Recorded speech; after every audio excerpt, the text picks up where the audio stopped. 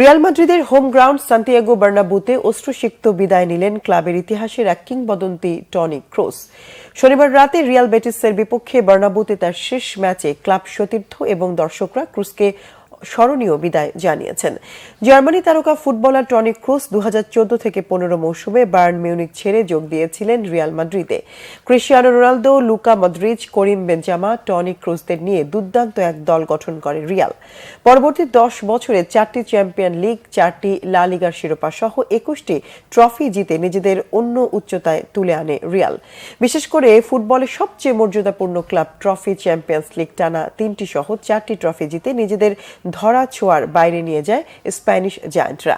আর দলের এই সাফল্যে বড় অবদান রেখে রিয়াল মাদ্রিদের কিংবদন্তিতে পরিণত হন ক্রুস। দলের মধ্যমাঠে লুকা মদ্রিচ, কাসিমেরোকে নিয়ে দারুণ এক জুটি গড়ে তোলেন ক্রুস। সেই ক্রুস রিয়ালের মাঠে শেষ ম্যাচটি খেলে প্রিয় দলের দর্শকদের কাছ থেকে বিদায় নিয়েছেন।